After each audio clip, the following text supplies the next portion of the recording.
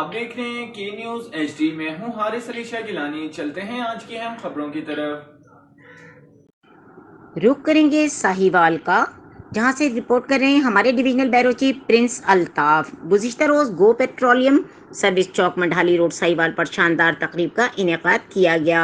جشن آزادی کے حوالے سے گو پیٹرولیم سروس کی جانب سے 8ویں قرآن اندازی کی تقریب منعقد ہوئی۔ قرآن اندازی کے ذریعے خوش نصیب افراد میں پیش قیمت انعامات موقع پر قرآن اندازی کے ذریعے دیے گئے۔ ہونڈا CD70 موٹر سائیکل کا انعام خوش نصیب لیاقت علی فرید ٹاؤن ساہیوال کے حصے میں آیا۔ تقریب میں سینکڑوں شہریوں کی شرکت۔ جشن آزادی کی 75ویں سالگرہ کے موقع پر تقریب کا انعقاد خوش آئند ہے۔ تقریب میں میوزک کا بھی تڑکا لگا۔